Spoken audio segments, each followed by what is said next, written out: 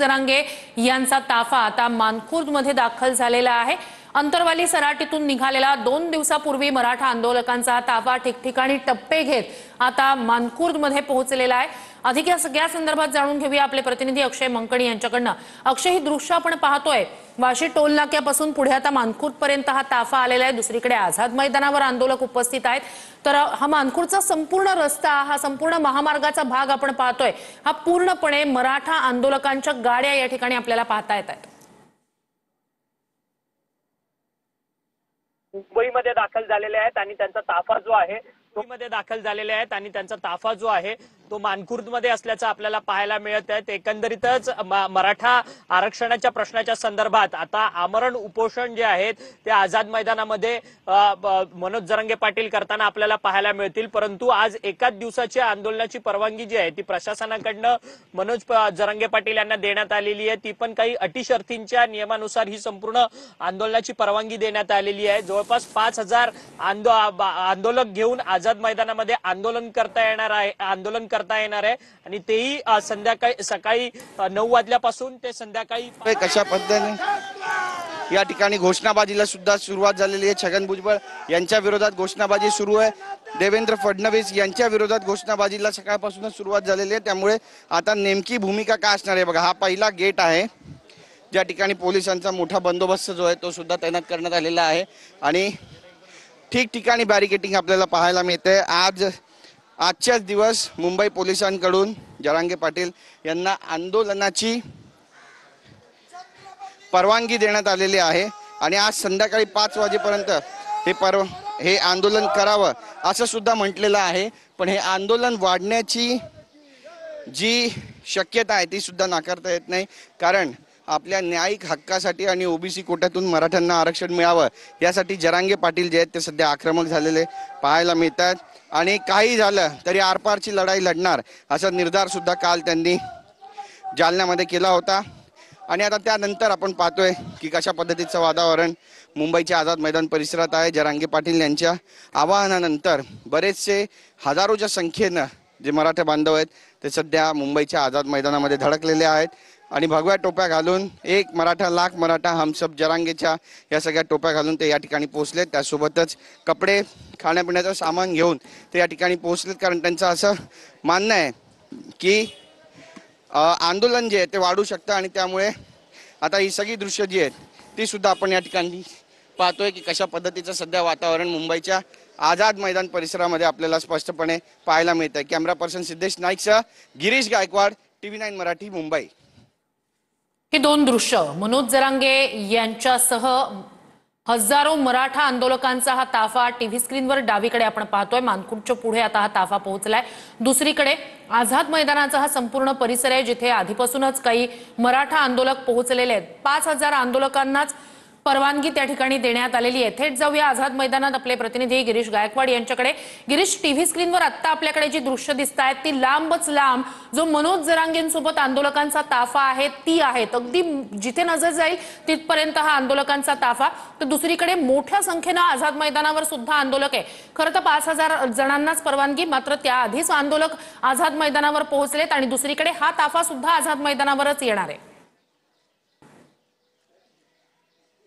नक्कीच श्रुती, आपण पाहतोय की काल रात्रीपासून मनोज जरांगे पाटील जे आहेत ते मुंबईसाठी रवाना झालेले आहेत आणि मोठ्या संख्येनं जे मराठा आंदोलक आहे ते मुंबईमध्ये धडकत आहेत। मुंबईच्या आझाद मैदान परिसरातली ही सगळी दृश्य आपण पाहतोय। मराठा समाजाचे नेते जरांगे यांनी ओबीसीतून आरक्षण आणि अन्य मागण्यांसाठी मुंबईच्या आझाद मैदानामध्ये उपोषणाचा पवित्रा घेतलेला आहे आणि त्यामुळे आता नेमका पेच निर्माण होतोय का हे सुद्धा पाहणं महत्त्वाचं ठरणार आहे। आणि आपण जर पाहिलं तर पळसपे फाट्यावर समाज बांधवांनी त्यांचं स्वागत सुद्धा केलं होतं। यानंतर नवी मुंबई मार्गे ते मुंबईमध्ये दाखल होत आहेत। त्यापूर्वीची सगळी दृश्य आपण पाहतो। या ठिकाणी बघा मोठमोठे टँकर मागवण्यात आलेले आहेत। पोलिसांचा मोठा बंदोबस्त या ठिकाणी आहे। पोलिसांना सुद्धा ब्रीफिंग केलं जाते कशा पद्धतीने त्यांना काम करायचं आहे। ॲम्ब्युलन्स या ठिकाणी मागवण्यात आलेले, कारण आपण पाहिलं की एका आंदोलकाचा हृदयविकारानं मृत्यू सुद्धा झाला होता, देशमुख यांचा, आणि त्यानंतर आता पोलिसांकडून दखल घेतली गेलेली आहे, कार्यकर्त्यांकडून दखल घेतली गेलेली आहे। ॲम्ब्युलन्सची व्यवस्था सुद्धा या ठिकाणी करण्यात आलेली आहे। एक मोठा स्टेज जो आहे तो या ठिकाणी आझाद मैदानमध्ये बांधण्यात आलेला आहे। आझाद मैदानचा संपूर्ण परिसर माझा कॅमेरामॅन सिद्धेश नाईकला देखील सांगेल आणि मोठे मोठे झेंडे छत्रपती शिवाजी महाराजांचे घेऊन त्याचसोबत भगव्या शाली घालून भगव्या टोप्या घालून त्यावर एक जरांगे हम सब जरांगे एक मराठा लाख मराठाचा ज्या घोषणा आहेत त्या सुद्धा छापण्यात आलेल्या आहेत। मुंबईचा आझाद मैदानचा हा जर परिसर पाहिला तर मुंबईमध्ये पाऊस पडतोय, ठिकठिकाणी पाणी साचलेलं आहे, चिखल झालेला आहे, मात्र गर्दीमध्ये कुठेही कमी नाहीये। असा पवित्रा जो आहे तो आता यातल्या लोकांनी घेतलेला आहे। आपण पाहतोय की जरांगे पाटील यांनी ओबीसीच्या कोट्यातून आरक्षणाच्या मागणीसाठी आजपासून मुंबईच्या आझाद मैदानात बेमुदत आंदोलन सुरू करण्याचं जाहीर केलेलं आहे। राज्य सरकारने जरांगे यांना एकच दिवस म्हणजेच आज सकाळी 10 वाजेपासून संध्याकाळी 5 वाजेपर्यंत मुंबईच्या आझाद मैदानामध्ये आंदोलनाची परवानगी दिली आहे। जास्तीत जास्त 5000 कार्यकर्त्यांना प्रवेश दिला जाईल यासह अनेक अटी ज्या आहेत त्या पोलिसांनी लादलेल्या आहेत। मात्र जरांगे यांचा मागण्या मान्य होईपर्यंत बेमुदत आंदोलन करण्याचा निर्धार सुद्धा आहे। आपण पाहतोय बघा कशा पद्धतीने या ठिकाणी आता एक मराठा लाख मराठाच्या ज्या घोषणा आहेत त्या सुद्धा केल्या जात आहेत आणि जरांगे आज मुंबईच्या आझाद मैदानात ठिय्या मारण्याचा निर्णय घेत आहेत। त्यामुळे सरकार समोर नवीन पेच निर्माण होऊ शकतो। 4 महिन्यापूर्वीच खरं तर त्यांनी या उपोषणाची घोषणा केली आणि त्यानंतर मुंबईकडे बुधवारपासून राज्यातील सर्व जिल्ह्यात मराठा बांधव आझाद मैदानाकडे जाण्यासाठी निघालेले आहेत। मुंबईचा छत्रपती शिवाजी महाराज टर्मिनस असू द्या किंवा सेल्फी पॉइंट असू द्या, या संपूर्ण रस्त्यावर आपल्याला सध्या मराठा आंदोलक पाहायला मिळत आहेत आणि आज आपण पाहतोय की कशा पद्धतीचं जे वातावरण आहे ते या ठिकाणी आहे। एक मराठा लाख मराठा अशा घोषणा आणि भगव्या टोप्या समाज बांधवांनी परिधान केलेल्या आहेत आणि हे उपोषण 1 दिवसापेक्षा जास्त सुरू राहण्याची शक्यता लक्षात घेत अनेक मराठा बांधव जे आहेत ते जेवणाचं साहित्य घेऊन कपडे घेऊन या ठिकाणी पोहोचलेले आहेत आणि ओबीसी प्रवर्गातून मराठा समाजाला आरक्षण मिळावं हीच प्रमुख मागणी असल्यानं समाज बांधव नेमकी त्यांची भूमिका काय असणारे पाहणं महत्त्वाचं ठरणार आहे। आमची पिढी आरक्षणाशिवाय गेली आहे, मात्र मराठ्यांच्या लेकरांना आरक्षण घेतल्याशिवाय आम्ही गप्प बसणार नाही। नक्कीच गिरीश, पुन्हा एकदा येऊच तुमच्याकडे आझाद मैदाना संदर्भात अपडेट्स घेण्यासाठी आपले प्रतिनिधी प्रदीप कापसे आपल्यासोबत जोडले गेले आहेत। प्रदीप, ताफ्याची ही दृश्य आपण पाहतो आहोत। मनोज जरांगे वाशी टोलनाक्यावर आपण दृश्य पाहिलेलं होतं, आराम करत होते, अजूनही ते आराम करतायत का आणि अधिकचे अपडेट्स काय आहे, कुठे पोहोचलाय ताफा? श्रुती, सध्या मनोज जरांगे यांचा ताफा अणुशक्तीनगर या ठिकाणी पोहोचलेला आहे। तो पुढे आता दादरच्या दिशेनं रवाना होता आणि आपण पाहतोय की या ब्रिज खाली मनोज जरांगेंचा ताफा जो आहे तो आलेला आहे। या ठिकाणी पुढे जाऊन छत्रपती शिवाजी महाराजांच्या पुतळ्याला अभिवादन जे आहे ते मनोज जरांगे यांच्याकडून केलं जाईल। मात्र सध्या आपण पाहतोय की ताफ्यामध्ये हजारो गाड्यांचा समावेश आहे।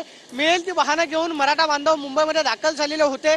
सध्या काही पावसाची रिपरिप जी आहे ती सुरू झालेली आहे, मात्र तरी सुद्धा मराठा आंदोलक आपण पाहतोय की आपल्या गाड्यांमधून हलायला तयार नाही आणि वरती टपावरती बसलेले आपल्याला कार्यकर्ते मराठा बांधव पाहायला मिळतात। मात्र मनोज जरांगे अजूनही आपल्या गाडीमध्ये आराम करतायत।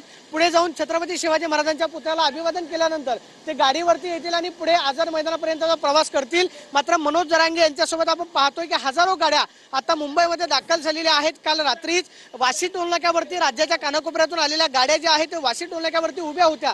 मनोज जरांगे यांच्या आगमनाची सगळ्यांना प्रतीक्षा होती।